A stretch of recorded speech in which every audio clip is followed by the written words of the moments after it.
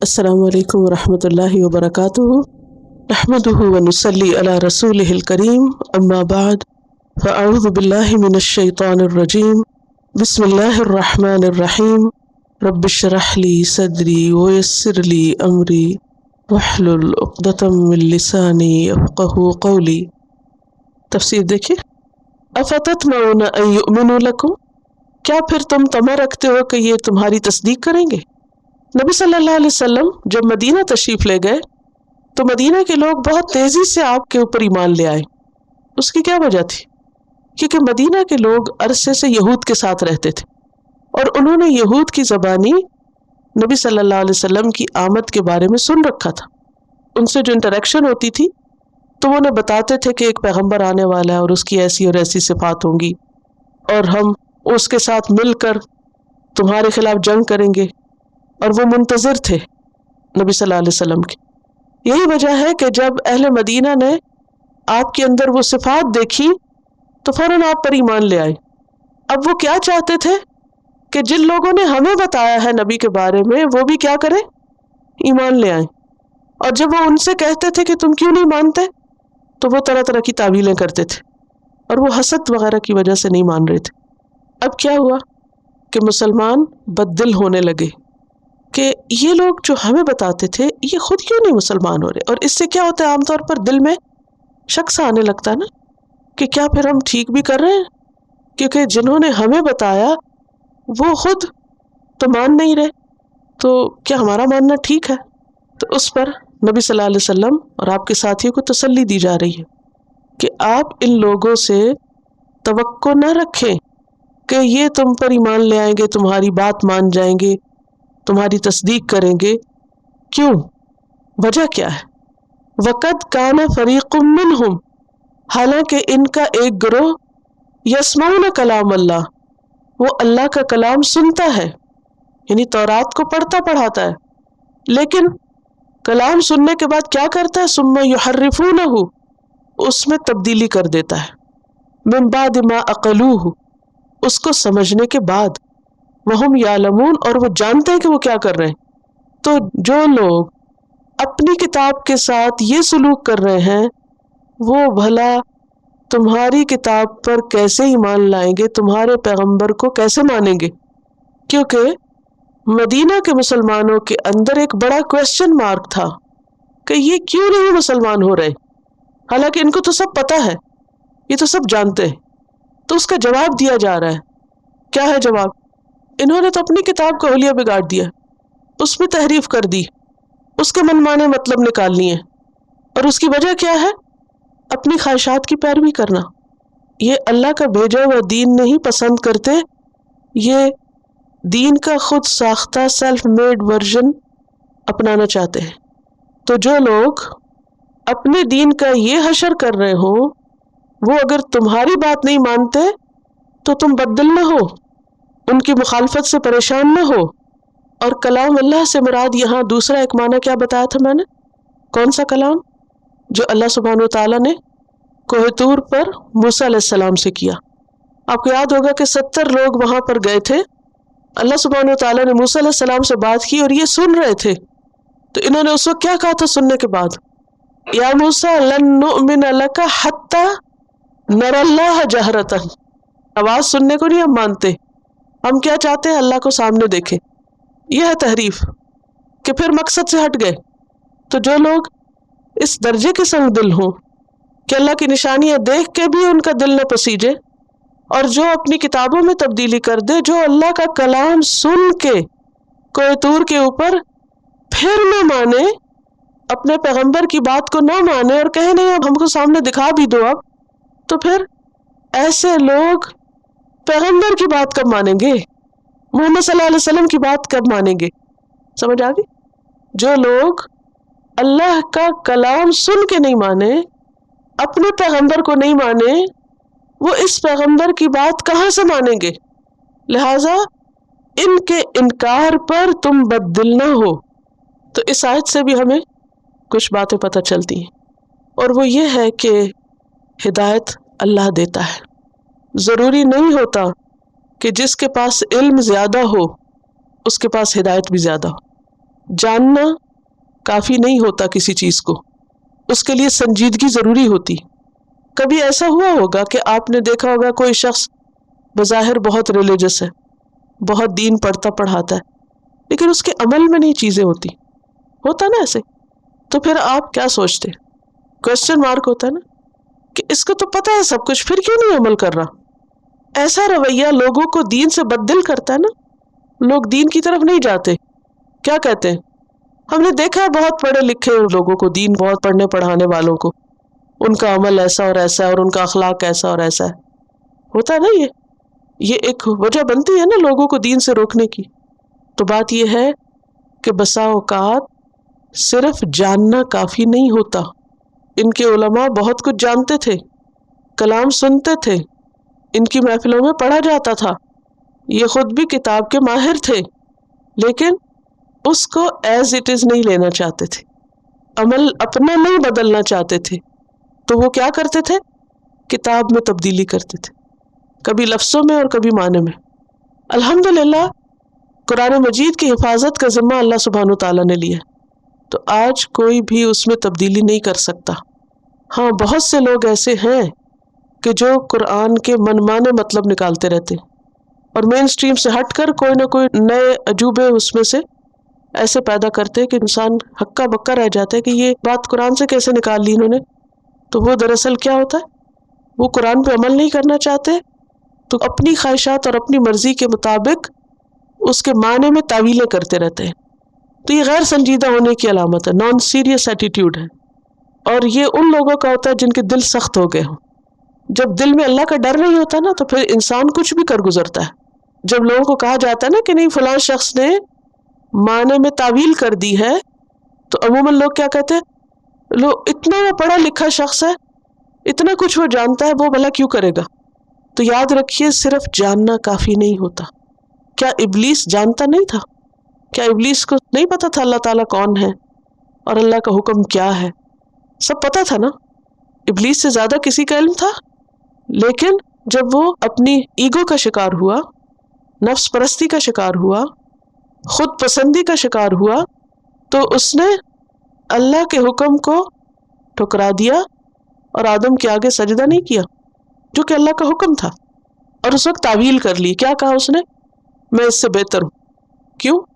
میں آگ سے بنا اور یہ مٹی سے بنا، لہٰذا میں نہیں سجدہ کرتا۔ یہ جواب نہیں تھا، بات یہ تھی کہ اللہ کا حکم ہے، چاہے وہ مٹی سے بنا ہے یا کسی اور چیز سے بنا ہے، تمہارا کام یہ ہے کہ جب اللہ نے کہا جھک جاؤ تو جھک جاؤ۔ ہم سب کا بھی کتاب اللہ کے ساتھ یہی رویہ ہونا چاہیے کہ قرآن کا حکم پڑھے تو بجائے اس کے کہ یہ بہانے ڈھونڈنے لگے کہ کس طرح ہم اس سے پہلو تہی کریں اور کس طرح بچیں، کرنا کیا چاہیے؟ جو کہا گیا سمعنا و اطعنا، اس میں ضرور خیر ہی ہوگی۔ اللہ نے جو اتارا اپنے علم سے اتارا، میری سمجھ میں نہیں آتا یا مجھے اچھا نہیں لگ رہا، یہ میرا قصور ہے، مجھے کر لینا چاہیے جو بھی حکم ملا ہے۔ پھر یہ ہے کہ اس آیت میں ان لوگوں کی مذمت کی گئی ہے کہ جو عقل اور علم رکھنے کے بعد پھر تعویلیں کرتے ہیں اور اللہ کی کتاب میں تبدیلی کر دیتے، اور ایسے لوگوں کو ہدایت نہیں ملا کرتی، ایسے لوگ سیدھے رستے پہ نہیں آتے، خواہ ان کے پاس کتنا ہی علم کیوں نہ ہو۔ تو جو شخص اللہ کی بات نہ مانے، اور خاص طور پر حسد اور اناد کی وجہ سے، یہ لوگ نبی صلی اللہ علیہ وسلم کو کیوں نہیں مان رہے تھے؟ کیا انہیں انتظار نہیں تھا؟ انتظار تھا نا، لیکن حسد کی وجہ سے نہیں مانے تھے کہ یہ پیغمبر ہماری نسل میں سے کیوں نہیں آئے۔ انہوں نے ضد لگا لی تھی، اپنی نسل میں سے کیوں چاہتے تھے کہ ہماری شان بلند ہو؟ امیین میں سے نبی آ گیا تو انہیں کیا لگا کہ جیسے ہماری عزت کم ہو گئی، یہ اور قوم میں سے آ گیا ہے اور ہماری قوم فرق ہے، تو وہ قوم پرستی کے چکر میں انہوں نے پیغمبر کا انکار کر دیا، اور بھی وجوہات تھی۔ وَإِذَا لَقُوا الَّذِينَ آمَنُوا، اور جب وہ ایمان والوں سے ملاقات کرتے ہیں، قَالُوا آمَنَّا، وہ کہتے ہیں کہ ہم ایمان لائے۔ یہ کون ہے؟ ان میں سے منافقین، جو بظاہر اسلام کا اظہار کرتے تھے لیکن حقیقت میں مسلمان نہیں تھے، مسلمانوں کو بھی خوش کرنے کی کوشش کرتے اور اپنے لوگوں کے ساتھ بھی بنا کے رکھتے۔ تو ان کی نقاب کشائی کی جا رہی ہے کہ ان میں سے کچھ ایسے بھی ہیں دھوکہ باز کہ جب تمہارے پاس ہوتے ہیں تو کہتے ہیں کہ ہم ایمان لائے، اور جب اپنے لوگوں کے پاس ہوتے ہیں تو وہاں ایک اور چہرہ ہوتا ہے ان کا۔ وَإِذَا خَلَا، اور جب وہ اکیلے ہوتے ہیں، बादुहुम उनमें से बाज, इला तरफ, बाजन बाज के, यानी आपस की मजलिस में होते हैं। यानी उनमें से कुछ लोग जो उलमा थे वो कुछ लोगों से यानी अपने ही जो अवाम थे उनसे जब अलहदगी में मिलते तो उस वक्त उनसे ये कहते, यानी कि बाज को जाकर ये कहते, बताने वालों को जाके रोकते कि तुम मत बताओ, हकीकत मत खोलो, छुपाए रखो। कालू वो कहते, अतुहद्दिसूनहुम क्या तुम बताते हो उनको, किनको, ईमान वालों को, बिमा वो जो, फतह अल्लाह खोल दिया अल्लाह ने, यानी बताया तुमको अल्लाह ने, अलैकुम तुम पर। क्या चीज़ मुराद है यहाँ? रसूल अल्लाह सल्लल्लाहु अलैहि वसल्लम की जो अलामात थी तौरात के अंदर, उनकी तरफ इशारा है कि जो बातें तुम्हें अपनी किताबों से पता चली वो जाके तुम मुसलमानों को बता देते हो। लियुहाज्जूकुम ताकि वो झगड़ा करें तुमसे। कैसा झगड़ा? दलील के जरिए दूसरे को मगलूब करना, दलील में गालिब आने के लिए झगड़ना, एक दूसरे की दलील रद्द करना, ये होती हुज्जतबाजी। लियुहाज्जूकुम ताकि वो झगड़ा करें तुमसे, किनसे? मुसलमानों से, आर्ग्यू करें, बिही इसके बारे में या इसके जरिए, इंद रब्बिकुम तुम्हारे रब के पास। कब? क़यामत के दिन। रब के पास अभी तो नहीं, मरने के बाद ही जाएंगे ना, यानी कल कला क़यामत को ये लोग जिनको जाके तुम बता रहे हो कि हमारी किताब में ये लिखा हुआ है वो तो झगड़ेंगे, वो तो तुम्हारे खिलाफ हुज्जत करेंगे। वहां कहते हैं कि तुमने वो बातें क्यों बता दी मुसलमानों को जो अल्लाह ने हमें बता रखी हैं। कौन सी बातें? नबी सल्लल्लाहु अलैहि वसल्लम के औसाफ के बारे में, क्योंकि तौरात में नबी सल्लल्लाहु अलैहि वसल्लम की सिफात लिखी हुई थी और इनको पता था कि आने वाले पैगंबर के अंदर क्या क्या खूबियाँ होगी। सूरत अल-अराफ 157 में आता है, अल्लज़ीना यत्तबिऊन ar-रसूल an-नबी al-उम्मी अल्लज़ी यजिदूनहु मक्तूबन इंदहुम फित-तौरात वल-इंजील। वो लोग जो रसूल नबी उम्मी की पैरवी करते हैं जिसे वो अपने पास तौरात और इंजील में लिखा हुआ पाते। ईसा अलैहिस्सलाम ने क्या बशारत दी थी अपने लोगों को कि इन्नी रसूलुल्लाह इलैकुम मुसद्दिक़न लिमा बैन यदैया मिनत तौरात, मैं तुम्हारी तरफ अल्लाह का रसूल हूँ जो तौरात की तस्दीक करता हूँ, व मुबश्शिरन बिरसूलिन याती मिन बादी, और एक ऐसे रसूल की खुशखबरी दे रहा हूँ जो मेरे बाद आएगा, इस्मुहु अहमद, जिसका नाम अहमद होगा। ये सूरत अस्सफ की आयत नंबर 6। तो इनकी किताबों में आपके बारे में लिखा हुआ था और वो आने वाले नबी का इंतज़ार भी कर रहे थे। अब क्या हुआ कि जब नबी सल्लल्लाहु अलैहि वसल्लम तशरीफ़ ले आए और वो औसाफ जो उनकी किताबों में लिखे हुए थे वो आपकी ज़ात में उन्हें नज़र आए, तो इनके जो आम लोग थे उलमा के अलावा जिन्होंने ये सब बातें सुन रखी थी अपने उलमा से, वो मुसलमानों के साथ उन औसाफ का जिक्र करते थे। तो जो इनके लीडर्स थे वो उन्हें मना करते कि तुम ऐसी बातें मत करो जाके मुसलमानों से, वरना क़यामत के दिन ये तुम्हारे खिलाफ हुज्जत बनेंगे, तुम्हारे खिलाफ झगड़ा करेंगे। कि अगर इन्हें पता था इन सब बातों का और वो बातें दुरुस्त थी तो फिर ये माने क्यों नहीं। बिमा फतह अल्लाहु अलैकुम, जो अल्लाह ने तुम पर खोल दिया है, यानी तुम्हें इल्म दे रखा है तुम्हारी अपनी किताब के जरिए, तो अपनी किताब की बातें उसकी तस्दीक जाके मत करो, मत बताओ। यानी जो इल्म तुम्हारे पास है उसे आम ना करो, उसे छुपाए रखो। ये भी कहा जा सकता है कि तुम पर अल्लाह ने उतारा है, लेकिन फतह का मतलब कि जो चीज़ तुम पर रोज़े रोशन की तरह बिल्कुल खुली है, just like an open book, clear evidence, there is no doubt about it. तो इनके बाज लोग क्या करते थे, मुसलमानों को बता देते थे कि हमारी किताब में ये और ये बातें लिखी हैं। तो इनके जो होशियार लोग थे वो क्या कहते आकर कि ऐसा ना करो, वरना क़यामत के दिन ये तुम्हारे खिलाफ हुज्जत कायम करेंगे कि अगर तुमको पता था तो फिर माने क्यों नहीं। अफला ताकिलून, तुम्हें अकल नहीं? बज़ाहिर तो ये अकल की बात कर रहे हैं, हालांकि खुद ही बेअकल है। क्यों? इसलिए कि अल्लाह सुब्हानहु व तआला फरमाते अवला यालमून, क्या वो जानते नहीं, अन्नल्लाह यालमु मा युसिर्रून व मा युलिनून, कि अल्लाह जानता है जो भी वो छुपाते हैं और जो वो जाहिर करते हैं। जो उन्होंने किताब में से छुपा रखा है लोगों को नहीं बताते, और जो वो बता रहे हैं वो सब अल्लाह के इल्म में है। ये क्यों भूल गए? तो इस आयत से भी कुछ बातें हमें पता चलती हैं। नंबर 1 ये कि यहूद में से भी बाज़ मुनाफिकीन थे। नंबर 2 ये कि क़यामत के दिन لوگ اللہ کے سامنے ایک دوسرے سے جھگڑیں گے، آپس میں جھگڑا کریں گے، پھر اللہ سبحانہ وتعالیٰ لوگوں کے درمیان فیصلہ کریں گے۔ سورۃ الزمر آیت 31 میں آتا ہے ثم انکم یوم القیامت عند ربکم تختصمون، پھر تم قیامت کے دن اپنے رب کے پاس جھگڑو گے۔ یعنی قیامت کے دن کیا ہونے والا ہے؟ اللہ کے دربار میں لوگ ایک دوسرے سے جھگڑنے والے ہیں اپنے حق کے بارے میں، اور پھر اللہ سبحانہ وتعالیٰ جو بھی حق پر ہوگا اس کے حق میں فیصلہ دے دیں گے۔ اور پھر اس آیت سے یہ بات بھی پتہ چلتی ہے کہ عقل اس چیز کا نام نہیں کہ انسان دوسرے کو دھوکہ دے۔ بعض لوگ عقل مندی کس کو سمجھتے ہیں؟ دوسروں کو بے وقوف بنانے کو۔ کہتے ہیں فلاں بہت سمارٹ ہے اور دوسروں کو فریب دے سکتا ہے، چکمہ دے سکتا ہے، دھوکہ دے سکتا ہے۔ یعنی اپنی غلطیوں کو کور کر جانا، چھپا جانا، بندوں کے سامنے بہت اچھا بن کے دکھانا، معصوم بن جانا، یہ سب کچھ انسان کرتا ہے کیا سوچ کے؟ یہ بھول کے کہ اللہ سب جانتا ہے۔ جس بندے کو یہ پتا ہو کہ اللہ ظاہر اور باطن سب جانتا ہے، اللہ کا علم ہر چیز پر محیط ہے، وہ کبھی ایسا نہیں کر سکتا۔ وہ کھلے گناہوں سے بھی بچتا ہے اور چھپے گناہوں سے بھی بچتا ہے۔ وَمِنْهُمْ أُمِّيُّونَ، اور ان میں سے بعض امی ہیں۔ کن میں سے؟ یہود میں سے۔ ایک گروہ کون ہے ان میں سے؟ دیکھیں ان کے مختلف کیٹیگریز بتائی جا رہی ہیں۔ ایک گروہ علماء کا ہے، ان کا کیا کام تھا؟ وہ کیا کرتے تھے؟ کتاب میں تبدیلی کر دیتے تھے۔ ایک گروہ کیا تھا ان میں سے؟ منافق تھے۔ ایک گروہ کون ہے؟ ان پڑھ ہے، امیون۔ امی کون ہوتا ہے؟ جس کے علم کا سورس صرف اس کی ماں ہوتی ہے، اور اگر ماں بھی ان پڑھ ہو تو پھر اندھیرے پر اندھیرا۔ قرآن پاک میں اللہ تعالیٰ فرماتے ہیں وَاللَّهُ أَخْرَجَكُم مِّن بُطُونِ أُمَّهَاتِكُم، اللہ نے تمہیں تمہارے ماؤں کے پیٹوں سے نکالا، لا تعلمون شیئا، اس حال میں کہ تم کچھ نہ جانتے تھے۔ اسی لیے ہم کہتے ہیں نا کہ کوئی ماں کے پیٹ سے سیکھ کے نہیں نکلتا۔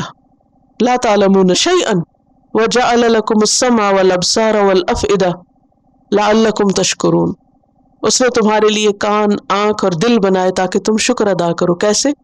کچھ سیکھ کر۔ سیکھو۔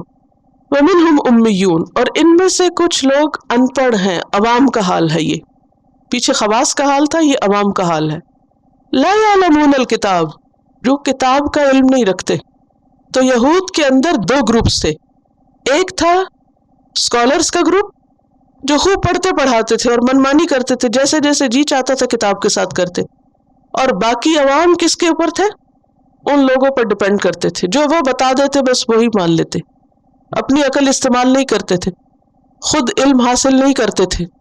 لا یعلمون الکتاب الا امانیہ، ان کا دین کیا تھا؟ وشفل تھنکنگ، جھوٹی آرزویں۔ وَإِنْهُمْ إِلَّا يَظُنُّونَ، اور یہ جھوٹی آرزویں کیا تھی؟ ان کے اپنے وہم و گمان تھے، خود ساختہ باتیں تھیں، ان کی حقیقت کچھ نہیں تھی۔ آج ہم مسلمانوں کے اندر دیکھتے ہیں تو یہی حالات ہیں۔ کبھی سوچا آپ نے کہ اللہ سبحانہ وتعالیٰ نے اہل کتاب کی یہ سب باتیں ہم پر کیوں کھولی؟ بنی اسرائیل کے حالات اتنی تفصیل سے کیوں بتائے؟ تاکہ ہم اپنے حالات کو جانچیں۔ آج مسلمانوں کا یہی حال ہے۔ ان کے اندر ایک گروہ ہے علماء کا جو پڑھتے پڑھاتے رہتے ہیں، یا دین کو انہوں نے اپنی اجارہ داری بنا رکھا ہے، جس قسم کا چاہے فتویٰ دے دیں۔ عوام لوگوں کے پاس خود کوئی علم نہیں، نہ کتاب پڑھتے نہ پڑھاتے، چھوٹے چھوٹے معاملات کے لیے ان کی طرف رجوع کرتے، پھر وہ جو بتا دیں اندھا دھند اسی کو فالو کر لیتے۔ وہ جس چیز کو حلال کر دے وہ حلال ہے، جس کو وہ حرام کر دے وہ حرام ہے۔ عام مسلمانوں کو اس بات کے لیے نہ کبھی کسی نے ابھارا، نہ انہیں کبھی خود احساس ہوا، نہ انہیں کبھی ضرورت محسوس ہوئی کہ ہم خود بھی کچھ جانیں۔ تو یہاں ایسے لوگوں کی مذمت کی جا رہی ہے کہ ایسے لوگ جو کتاب نہیں جانتے وہ دراصل آخرت کے معاملے میں دھوکے کا شکار ہیں۔ وہ نجات کے سستے نسخوں اور جھوٹی کہانیوں پہ جی رہے ہیں کہ ایسا کرنے سے جنت مل جائے گی، ویسا کرنے سے جنت میں داخل ہو جائیں گے۔ آج آپ دیکھیں کہ عوام کا حال کیا ہے، دن رات اپنی دنیا کمانے میں لگے ہوتے ہیں، خود کتاب کبھی کھول کے نہیں پڑھی، نہ پڑھنے پڑھانے کا زیادہ رواج ہے۔ میجورٹی کو اگر آپ دیکھیں تو کتنے فیصد لوگ سمپل ٹرانسلیشن بھی جانتے ہیں قرآن کی، انہوں نے صرف سادہ ترجمہ بھی پڑھ رکھا ہو، نہیں پتہ، عربی تو آتی نہیں۔ لا یعلمون الکتاب، اب جب آخرت کی بات ہوتی ہے تو انہوں نے آخرت کے بارے میں خود ساختہ فلسفے قائم کر رکھے ہوتے، کیا پتہ اللہ کس کو بخش دے، اور کچھ کہانیاں انہوں نے سن رکھی ہیں، اس کی بنا پر وہ اپنے آپ کو کہیں نہ کہیں فٹ کرتے رہتے۔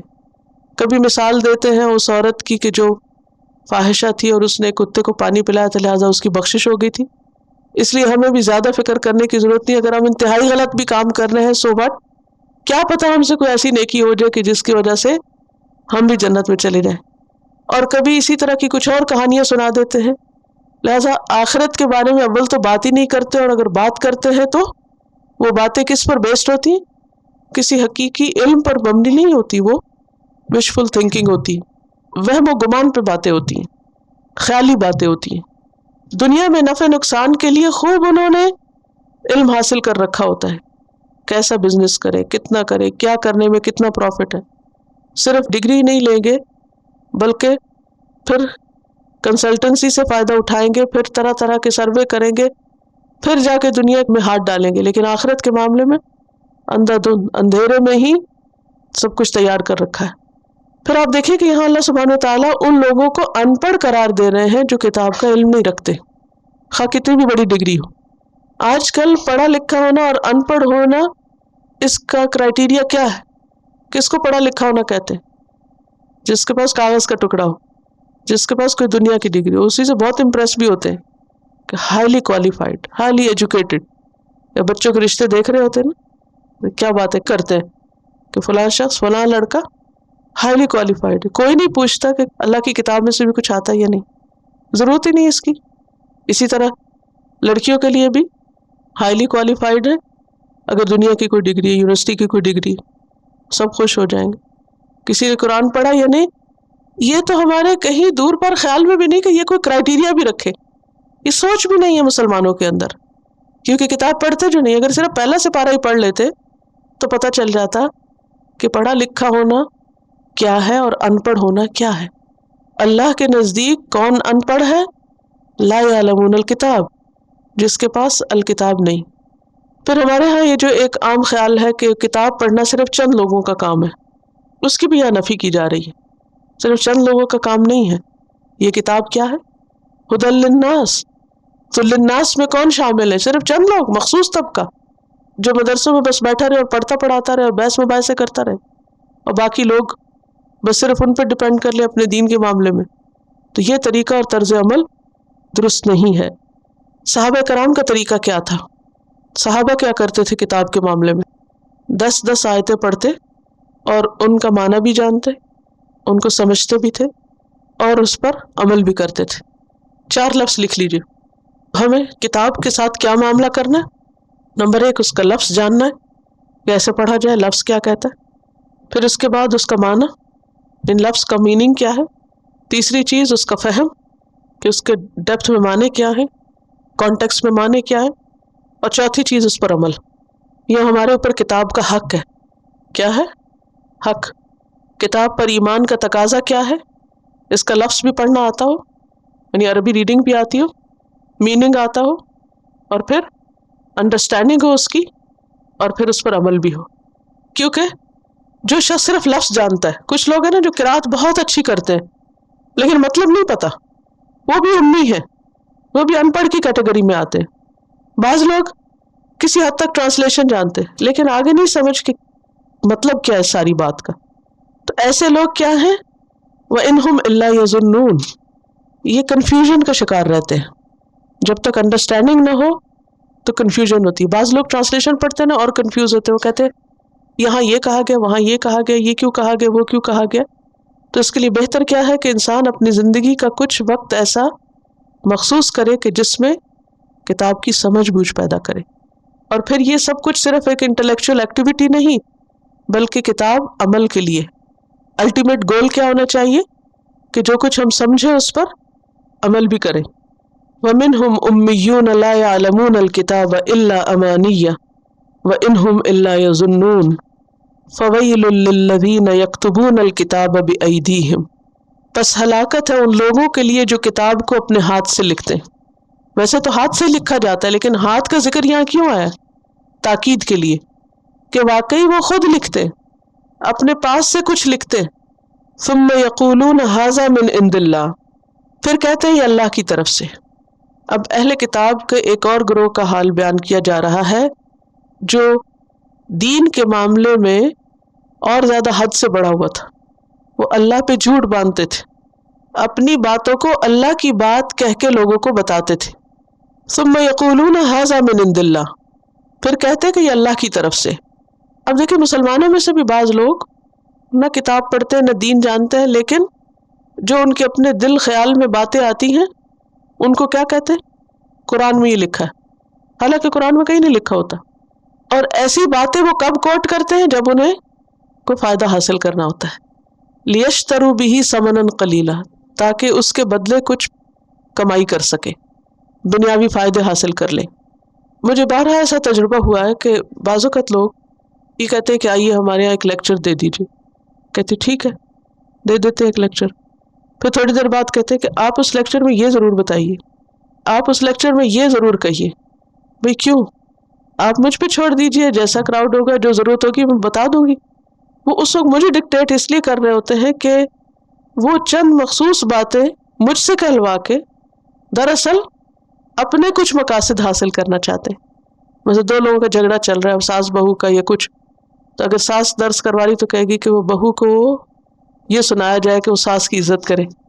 تو دین اس لیے نہیں پڑھنا پڑھانا چاہیے کہ اس سے ہم صرف اپنے مطلب حاصل کریں، یا اسے سکھاتے ہوئے بھی یہ نہیں ہونا چاہیے کہ صرف چند لوگوں کو نشانہ بنا لیا جائے.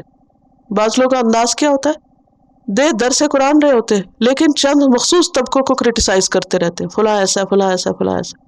جنرل ٹرم میں بات ہونی چاہیے لیکن پن پوائنٹ کر کے کچھ لوگوں کو ٹارگٹ نہیں بنا لینا چاہیے کہ فلاں میں یہ خرابی ہے اور فلاں میں یہ خرابی ہے. اور ہمیں یہ دیکھنا چاہیے ہمیشہ قرآن کے آئینے میں کہ مجھ میں کیا خرابی ہے، ہم میں کیا خرابی ہے، یہ دیکھنے کی بجائے کہ اس میں کیا اور اس میں کیا اور اس میں کیا ہے. جب انسان اس کی طرف انگلی کرتا ہے نا تو تین اپنی طرف بھی آ رہی ہوتی ہے. تو کچھ لوگ قرآن کو، دین کو اپنے مخصوص مفادات کے لیے استعمال کرتے ہیں. بعض اوقات جو باتیں اس میں لکھی نہیں ہوتی ان کو قرآن بنا کے پیش کرتے ہیں تاکہ اس سے کچھ فائدے حاصل کریں. ان فائدوں کو یہاں کہا گیا ثمنن قلیلا، تھوڑی قیمت، تھوڑا فائدہ. کیوں؟ اس لیے کہ دنیا کا جتنا بھی فائدہ ہے وہ دراصل کیا ہے؟ تھوڑا ہے. خواہ آپ کو اس کے ذریعے کوئی دنیا میں بہت بڑا رتبہ مل جائے، کوئی شہرت مل جائے، کوئی مال مل جائے، کچھ بھی مل جائے، حقیقت میں کیا ہے وہ تھوڑا. قرآن مجید میں آتا ہے قل متاع الدنیا قلیل، کہیے دنیا کا فائدہ تھوڑا ہے. والآخرۃ خیر لمن اتقی، اور آخرت بہتر ہے اس کے لیے جو تقوی اختیار کرے. جنت میں ایک کوڑا رکھنے کی جگہ دنیا و ما فیہا سے بہتر ہے. تو یہ انتہائی مکروہ کام ہے کہ کوئی شخص دین کو دنیا کمانے کا ذریعہ بنا لے، یا دین کو دنیاوی فائدوں کے حصول کے لیے سیکھے اور سکھائے، یا پھر اللہ کے نام پر ایسی باتیں گھڑ کے لگائے کہ جو اللہ نے فرمائی نہیں ہے تاکہ اس کے ذریعے دنیا کا کوئی فائدہ حاصل کر سکے. فرمایا فویل لہم مما کتبت ایدیہم، ہلاکت ہے ان کے لیے جو ان کے ہاتھوں نے لکھا. دوبارہ ہلاکت کی بات کی گئی. وویل لہم مما یکسبون، اور ہلاکت ہے ان کے لیے اس میں سے جو وہ کمائی کر رہے ہیں، یعنی جو مال اس میں سے وہ کما رہے ہیں، جو فائدے وہ حاصل کر رہے ہیں وہ ان کے کام نہ آئیں گے. تو اس آیت سے ایک تو یہ بات پتہ چلتی ہے کہ بغیر علم کے بات نہیں کرنی چاہیے. دین کا علم حاصل کر کے پھر اس کے مطابق لوگوں کو بتانا چاہیے. خیالی باتوں پہ یہ کہنا کہ یہ قرآن میں لکھا ہے، یہ نبی صلی اللہ علیہ وسلم نے فرمایا، یہ دین میں آیا ہے، ہمارے دین میں یوں ہے، جب تک یقین نہ ہو تو خود سے ایسی باتیں نہ کریں. پھر دوسری بات یہ بھی پتہ چلتی ہے کہ لکھنے پر بھی ہلاکت ہے، اور لکھ کر جو کمائی کی اس پر الگ سزا ہے. یعنی بذات خود لکھنا بھی بربادی کا باعث ہے. اس سے ایک بہت بڑا سبق ہم کو ملتا ہے، اور وہ کیا ہے کہ انسان جو کچھ لکھتا ہے اگر اچھا لکھتا ہے تو وہ اس کے لیے صدقہ جاریہ بنے گا. مثلا آپ نے کوئی کتاب لکھی، کوئی آرٹیکل لکھا، اگر اچھی باتیں لکھی تو جب تک وہ کتاب باقی ہے دنیا میں، لوگ اس سے فائدہ اٹھا رہے ہیں، اس سے کیا ہوگا؟ آپ کے لیے صدقہ جاریہ. ایک ایک لفظ اور ایک ایک حرف کے لکھنے پر کیا ہے آپ کے لیے؟ اجر اور ثواب ہے۔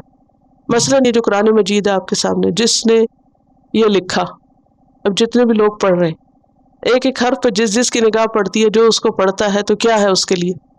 اجر ہے۔ کیونکہ یہاں کیا ہے، جنہوں نے غلط لکھا ان کے لیے اتنی ہی ہلاکت ہے، تو اس کے اپوزٹ جو اچھا لکھے گا اس کے لیے اتنا ہی اجر بھی ہے، کیونکہ لکھی ہوئی چیزیں باقی رہ جاتی ہیں۔ اور پھر انسان بعض اوقات دین کے خلاف یا لوگوں کو خوش کرنے کے لیے کچھ باتیں لکھتے ہیں۔ بعض کتابیں اسلام کے خلاف لکھی گئیں اور وہ بظاہر بیسٹ سیلر قرار پائیں۔ بعضوں کے صرف آؤٹ آف کیوریوسٹی لوگ ایسی کتابیں خریدتے رہتے ہیں، وہ مشہوری ہو جاتی ہے نا۔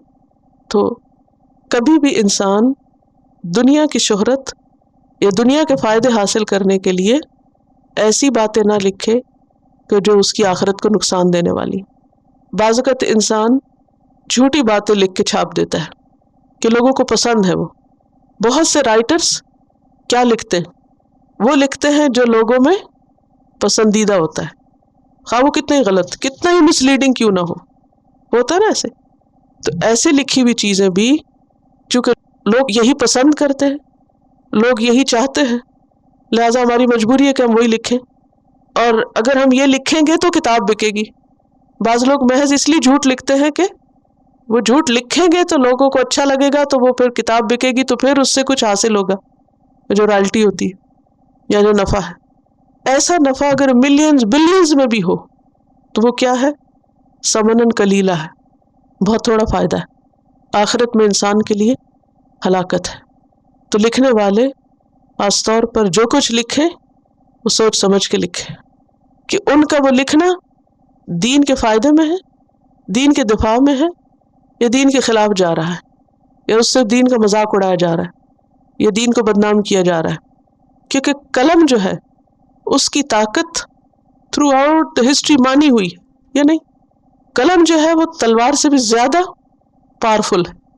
تو اس قلم کو سوچ سمجھ کے استعمال کریں، تھوڑا لکھے یا زیادہ لکھے، وہ لکھے جو صحیح ہے، جو درست ہے، جو حقیقت پر مبنی ہے، جو سچ ہے، خواہ وہ کڑوا ہی کیوں نہ ہو، خواہ وہ لوگوں کو پسند نہ بھی آئے، کیونکہ ان لوگوں کو یہ ہلاکت کا پیغام دیا گیا۔ فَوَيْلٌ لِّلَّذِينَ يَكْتُبُونَ الْكِتَابَ بِأَيْدِيهِمْ ثُمَّ يَقُولُونَ هَٰذَا مِنْ عِندِ اللَّهِ، جو جھوٹی باتیں اللہ کے نام پر منسوب کرتے، مقصد پیچھے کیا ہوتا ہے؟ دنیاوی فائدے۔ فَوَيْلٌ لَّهُم مِّمَّا كَتَبَتْ أَيْدِيهِمْ، جو ان کے ہاتھوں نے لکھا، وہ ہاتھوں کی لکھائی، وہ لکھنا، وہ قلم کی موومنٹ، وہ سب ان کے خلاف حجت بنے گا اور ان کے لیے ہلاکت اس پر۔ وَوَيْلٌ لَّهُم مِّمَّا يَكْسِبُونَ، اور جو اس پر نفع انہوں نے کمایا، جو حاصل کیا، وہ نفع بھی ان کے لیے کیا ہے؟ مصیبت۔ وَقَالُوا، اور انہوں نے کہا، لَن تَمَسَّنَا النَّارُ إِلَّا أَيَّامًا مَّعْدُودَةً، ہرگز ہمیں آگ نہیں چھوئے گی مگر چند گنتی کے دن، بس تھوڑے سے دن، ہم جہنم میں نہیں جائیں گے سوائے چند دن کے۔ یہ اب ان کے عوام کا خیال ہے، وہ نا یظنون کی جو بات ہے اس کی وضاحت۔ قل کہہ دیجئے، اتخذتم عند اللہ عہدا، کیا تم نے اللہ سے وعدہ لے رکھا ہے کہ تم واقعی نہیں جاؤ گے مگر چند دن کے لیے؟ فلن یخلف اللہ عہدہ، تو اللہ اپنے وعدے کا ہرگز خلاف نہیں کرے گا۔ اگر ایسا ہے تو پھر تو واقعی تم چند دن ہی جاؤ گے جہنم میں۔ ام تقولون علی اللہ ما لا تعلمون، یا تم اللہ کے بارے میں وہ باتیں کہہ رہے ہو جو تمہیں معلوم نہیں، جانتے نہیں، یا تو جھوٹ پر مبنی ہے یا جہالت پر مبنی ہے۔ تو اس سے یہ پتہ چلتا ہے کہ بنی اسرائیل میں عقیدے کی خرابی تھی، آخرت کے بارے میں ان کے کانسیپٹس واضح نہیں تھے، دھوکے کا شکار تھے۔ کیا کہتے تھے کہ بس چند دن آگ میں جائیں گے۔ چند دن سے کیا مراد ہے؟ بعض روایات میں آتا ہے، وہ کہتے ہیں ہم نے 40 دن بچڑے کی پوجا کی تھی، بس 40 دن جائیں گے۔ اور بعض اوقات کچھ اور انہوں نے اپنے سے خود ساختہ تعویلیں کی ہوئی، انہم الا یظنون کی کیٹیگری میں۔ لیکن یہ بات یہاں پتہ چلتی ہے کہ اس کو وہ مانتے تھے کہ ہاں آگ کی سزا ہے اور ہم جائیں گے کیونکہ ہم نے غلط کیا، لیکن یہ اعتراف ان کو فائدہ نہ دے گا۔ اور یہ بات بھی اللہ پہ جھوٹ ہے۔ پیچھے آیا نا کہ جو اللہ کے بارے میں یا کتاب میں منمانی باتیں لکھتے ہیں، تو یہ اسی کی مثال ہے۔ اور یہاں سے یہ بھی پتہ چلتا ہے کہ اللہ سبحانہ وتعالیٰ کتنے خوبصورت طریقے سے ان کی بات کو رد کر رہے ہیں کہ اچھا یہ بات ہے، اللہ سے وعدہ لے رکھا ہے تم نے، اللہ نے کہیں ایسا وعدہ کیا ہے، لاؤ کہاں ہے وہ وعدہ، کہاں لکھا ہوا ہے؟ اگر واقعی ایسا ہے تو پھر تو تم صرف چند دن ہی کے لیے جاؤ گے، لیکن ایسا تو ہے ہی نہیں کہیں، تم اللہ کے بارے میں بے سوچے سمجھے بات کر رہے ہو۔ بلا، کیوں نہیں، من کسب سیئۃ، جس نے بری کمائی کی، جس نے غلط کام کیے، وَأَحَاطَتْ بِهِ خَطِیئَتُهُ، اور اس کو اس کی خطا نے گھیرے میں لے لیا، انکمپس کر لیا، انسرکل کر لیا۔ احاطہ ہوتا ہے جیسے کسی جگہ کو دیوار کے ساتھ بند کر دینا، یعنی کسی چیز کو اس طرح گھیر لینا کہ کوئی اندر باہر آ جا نہ سکے۔ تو اب یہاں یہ کہا جا رہا ہے کہ ہاں جو کوئی برا کام کرے گا اور پھر اس برائی میں ڈوب جائے گا، اس برائی میں وہ پھنس جائے گا، احاطت بھی خطیئت، اس کی خطا نے ارد گرد اس کے کیا کیا، اس کو گھیر لیا۔ فاولئک اصحاب النار، یہ آگ کے ساتھی، ہم فیہا خالدون، جس میں وہ ہمیشہ رہیں گے۔ پچھلی آیت میں جو انہوں نے دعویٰ کیا نا کہ ہم جہنم میں نہیں جائیں گے سوائے چند دن کے، یہاں یہ کہا جا رہا ہے کہ تمہارا دعویٰ غلط ہے۔ بات یہ ہے کہ جو بھی کوئی برا کرے گا، خواہ وہ یہود میں سے ہو یا کوئی غیر یہود میں سے ہو یا اہل عرب میں سے ہو یا مشرکین میں سے ہو، جو بھی، من کا لفظ جو ہے نا یہ عام ہے، جو بھی غلط کرے گا، اور پھر غلطی کوئی چھوٹی موٹی نہیں، کیسی غلطی؟ جو غالب آ جائے، کہ جو ساری نیکیوں کو بھی کھا جائے۔ دیکھیے دو طرح کے گناہ ہوتے ہیں، ایک وہ ہوتے ہیں جو انسان سے بھول چوک میں ہو جاتے ہیں، اور وہ ہر انسان سے ہوتے ہیں نا، اور پھر انسان توبہ کر لیتا ہے، پھر باز آ جاتا ہے، پھر چھوڑ دیتا ہے۔ تو ایسے گناہوں پر کیا امید ہے؟ معافی کی امید ہے۔ کن گناہوں پر؟ بھول چوک سے ہو جائے، غفلت سے ہو جائے، لا علمی میں ہو جائے، پھر انسان کو احساس ہو جائے میں نے غلط کیا، تو پھر توبہ کر لے تو معافی ہوگی۔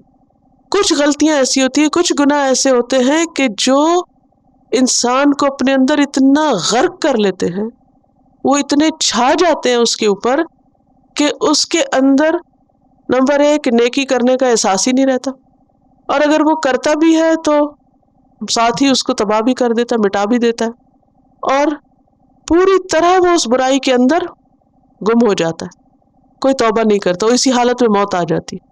تو ایسے لوگوں کے لیے پھر آئندہ سزا ہے۔ تو یہاں سیئۃ سے مراد کبیرہ گناہ ہے، جس میں کفر اور شرک نمبر 1 ہے، کیونکہ شرک ایک ایسا گناہ ہے کہ جس پر معافی نہیں۔ قرآن پاک میں آتا ہے نا، ان اللہ لا یغفر ان یشرک بہ ویغفر ما دون ذلک لمن یشاء، سورۃ النساء آیت 48۔ اللہ نہیں بخشے گا اس بات کو کہ اس کے ساتھ کسی کو شریک کیا جائے، اور اس کے علاوہ جس کو چاہے گا بخش دے گا۔ تو یہاں من کسب سیئۃ میں پھر کون سی برائی آ گئی؟ جیسے کفر ہے، شرک ہے، کیونکہ شرک کے ہوتے ہوئے جو نیکیاں ہیں وہ بھی کیا ہو جاتی ہیں؟ برباد ہو جاتی ہیں۔ تو پھر وَأَحَاطَتْ بِهِ خَطِیَّتُهُ، اور یہ سیئہ اور خطیہ ایک ہی چیز ہے۔ وہ جو شرک ہے اس نے اس کی زندگی کا احاطہ کر رکھا ہے، لہٰذا وہ اس سے نکلتا ہی نہیں، تو انجام بھی ویسا ہی ہوگا۔ اس کے برعکس ایسی غلطی کہ جو انسان کو گھیرے نہیں، اب مثلاً آپ دیکھیے کہ بعض لوگ جیسے کبیرہ گناہ بھی کر لیتے، مثلا کسی نے زنا کیا، اس کو احساس ہو گیا، اس نے توبہ کر لی، چھوڑ دیا، پاک صاف ہو گیا، اور اس کے دل میں اللہ کا ڈر رہا کہ کہیں اللہ مجھے پکڑے نہیں، اور پھر وہ اس پہ معافی مانگتا رہا۔ تو ایسے شخص کے لیے کیا امید ہے کہ جب وہ مرے گا تو اللہ تعالیٰ اپنی رحمت سے اس کو بخش دے گا۔ لیکن ایک دوسرا شخص ہے جس نے زنا کیا اور پھر اس کو لت پڑ گئی، اور پھر وہ ایک کے بعد ایک ڈھیٹ بن کے غلطی کرتا چلا جا رہا ہے، اور اس کے اندر سے احساس بھی ختم ہو گیا کہ وہ برا کر رہا ہے، اور پھر وہ اس کے اندر اتنا پھنس گیا کہ اس کی موت بھی اسی پہ آ گئی۔ تو یہ ایک دوسرا قصہ ہے۔ بعض لوگوں کے پریشر میں آ کے ڈرنک کر لیتے، پھر انہیں احساس ہو جاتا ہے، وہیں سے توبہ کر لیتے۔ لیکن کچھ لوگ کیا کرتے ہیں اور پھر وہ اس وشیس سرکل میں پھنس جاتے، احاطت بہ خطیئتہ، اسی حال میں موت آ گئی، کوئی توبہ نہیں کی۔ یہ ایک دوسرا انجام ہے اس کا۔ تو یہاں یہ بتایا جا رہا ہے کہ ایک تو ہے برائی کرنا، اور پھر اس برائی کے اندر غلطاں ہو جانا، احاطت بہ خطیئتہ، اور پھر خاص طور پر وہ برائی کہ جو ایمان کی دشمن ہو تو ایسے لوگوں کا انجام ہمیشہ کے لیے جہنم ہے۔ والذین آمنوا وعملوا الصالحات، اور وہ لوگ جو ایمان لائے اور انہوں نے اچھے عمل کیے، اولئک اصحاب الجنہ، یہ جنت والے ہیں، ہم فیہا خالدون، وہ اس میں ہمیشہ رہیں گے۔ اب یہ کتنا خوبصورت انداز ہے قرآن کا، ایک طرف جہنم کی بات ہے تو دوسری طرف جنت کی بات ہے۔ جہنم کے لیے کیا کہا؟ برائی کی اور انسان اس کے اندر ہی بس پڑ گیا۔ جنت کے لیے کیا شرائط ہے؟ ایمان لایا اور اس کے ساتھ اچھے کام کیے، یعنی جنت میں جانے کے لیے ایمان اور عمل صالح دونوں ضروری ہیں۔ صرف زبانی کلامی ایمان کافی نہیں، بلکہ اس کے لیے عمل سے تصدیق ضروری ہے۔ اور عمل صالح کون سا عمل صالح ہوتا ہے؟ جس میں دو چیزیں ہوں، ایک اخلاص کہ اللہ کے لیے ہو، اور دوسرے نبی صلی اللہ علیہ وسلم کے طریقے کے مطابق ہو۔ ایسے لوگ جنت میں ہمیشہ رہیں گے۔ تو نتیجہ کیا نکلتا ہے کہ ایمان اور عمل ساتھ ساتھ ہے۔ کوئی سوال یا کوئی بات؟ سب سمجھ آ گیا؟ نہیں آیا؟ کیا نہیں آیا؟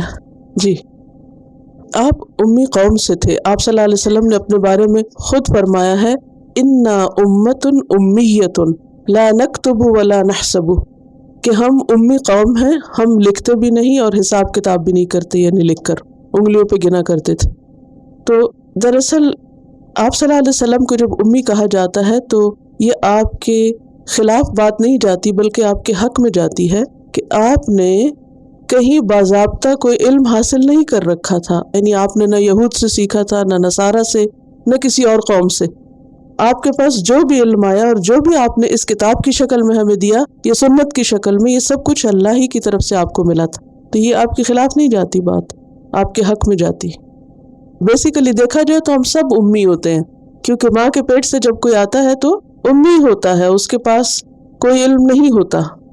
جیسے کل میں نے آیت بھی سنائی تھی آپ کو کہ واللہ اخرجکم من بطون امہاتکم لا تعلمون شیئا، اللہ نے تمہیں تمہارے ماؤں کے پیٹوں سے اس حال میں نکالا کہ تم کچھ بھی نہیں جانتے تھے۔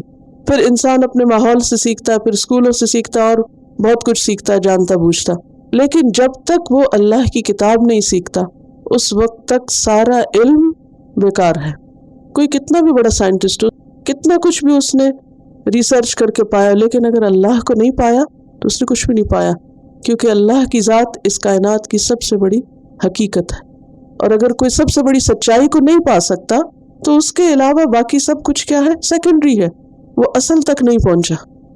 آیت 74، بہت سے لوگ جو اللہ کو نہیں مانتے، ان کے دل سخت نہیں ہے، وہ جزوی طور پر، کلی طور پر نہیں۔ جزوی کا مطلب ہے کہ پارشلی، پارٹ آف اٹ، کہ جہاں انسانوں کا معاملہ ہے، جہاں اپنے مفادات ہیں یا جہاں ان کی خواہشات ہیں، وہاں تو وہ اچھا کر لیتے ہیں، اور جب کوئی بات ان کی مرضی یا خواہش یا ان کے طریقے کے خلاف آتی ہے تو وہاں وہ سٹون سے بھی زیادہ سخت ہو جاتے ہیں، اس کو قبول نہیں کرتے۔ تو دل کی نرمی صرف وہ نرمی نہیں کہ جس میں انسان کسی انسان یا مخلوق کے ساتھ بھلائی کا ارادہ کر لیتا ہے یا کر لیتا ہے کسی خاص وقتی جذبے کے تحت۔ دل کی نرمی اس وقت نرمی کہلائے گی کہ جب انسان کے دل میں اس کی محبت آئے جس نے اس دل کو بنایا ہے۔ جب تک اس کی محبت وہاں نہیں ہے تو دل سختی شمار ہوگی، یعنی حق کی قبولیت جب تک نہ ہو تو دل سخت ہے، ٹھیک ہے نا۔ لیکن ایک بات یاد رکھیے کہ کسی کے دل کے اندر اگر ایمان نہیں یا بظاہر اس کا دل سخت بھی ہے تو اس سے مایوس نہ ہو، کیونکہ یہ جو 3 مثالیں دی گئی ہیں اس سے کیا پتہ چلتا ہے کہ بعض پتھر ایسے ہیں کہ جن سے نہریں پھوٹ پڑتی ہیں، بعض ایسے ہیں جن سے پانی نکل آتا ہے، بعض ایسے ہیں جو گر پڑتے ہیں۔ بظاہر اگر آپ کا کسی ایسے انسان سے واسطہ پڑا ہے جس کے اندر ایمان نہیں ہے، حق کے معاملے میں اس کا دل سخت ہے، تو اس سے مایوس نہ ہو۔ بعض اوقات ایسا ہوتا ہے جب ہم کسی کو اللہ کی طرف بلاتے، دعوت دے رہے ہوتے ہیں، دعویٰ کر رہے ہوتے ہیں، آپ میں سے کئی لوگوں کو اس بات کا ایکسپیرینس ہوا ہوگا، تو کچھ لوگ ایسے ہوتے ہیں کہ جو بات سنتے ہیں اور فوراً حق کو قبول کر لیتے ہیں، جیسے نجاشی اور اس کے ساتھی، اور کچھ لوگ ایسے ہوتے ہیں کہ جن کو آپ جتنی بھی حق بات بتائیں وہ اس کو سن کے نہیں دیتے۔ تو لوگوں کے درجے ہوتے ہیں، جیسے پتھروں کی قسمیں ہیں نا، ایسے ہی سنگ دل انسانوں کے بھی درجے ہیں۔ کچھ لوگ پہلی دفعہ کلام سن کے میلٹ ہو جاتے ہیں، ان کی آنکھیں آنسوں سے چھلک اٹھتی ہیں۔ کچھ لوگ ایسے ہیں کہ جن پہ ذرا بات ٹھہر کے اثر کرتی، کچھ کے اوپر اور دیر سے، کچھ اور دیر سے، اور کچھ کے اوپر تو کبھی بھی نہیں کرتی۔ ایسی بھی مثالیں ہوتی ہیں. لیکن اس آیت کے اندر ایک ہوپ بھی ہے کہ بظاہر ایک ایسا شخص جو تمہیں پتھر جیسا سخت نظر آ رہا ہے اور ابھی کوئی بات سننے کو اور قبول کرنے کو تیار نہیں، تو بھی اپنا کام جاری رکھو. کہتے ہیں نا کہ وہ قطرہ قطرہ پانی جب پتھروں پہ گرتا ہے تو کیا ہوتا ہے؟ سوراخ ہوتا جاتا ہے اور ایک دن اس اوپر کریک بھی ہو جاتا ہے. بعض اوقات آپ بچوں کو اچھی بات بتاتے وہ سن کے نہیں دیتے، پھر آپ کا دل دکھی ہو جاتا ہے نا. پھر آپ کہتے ہیں کوئی فائدہ نہیں کچھ بتانے کا، ان دلوں میں تیل نہیں، بس اب کو بات ہی نہ کرو، کمیونیکیشن بند، بات چیت ختم، چھوڑ دیتے، فائدہ ہی کچھ نہیں. نہیں، ایسا نہیں ہے. بعض لوگ دیکھنے میں آپ کو سٹبن نظر آتے ہیں، سخت آپ کو نظر آتے ہیں، لیکن آپ حوصلہ رکھیں. اور اس کی مثال کیا ہے؟ حضرت عمر رضی اللہ تعالیٰ عنہ کی. حضرت عمر رضی اللہ تعالیٰ عنہ شروع میں اسلام نہیں لائے تھے. حضرت ابو بکر نے پہلی دفعہ سنا اسلام لیا، حضرت خدیجہ نے سنا، حضرت زید نے سنا، حضرت علی نے سنا. یہ سب لوگ بس ایک ہی دفعہ سننا کافی تھا ان کے لیے. عبد الرحمن بن عوف، کچھ اور لوگ بھی اسی طرح. لیکن حضرت عمر ان لوگوں میں سے نہیں تھے. حضرت عمر کو قرآن کی ایک سورت نہیں ہلایا تھا.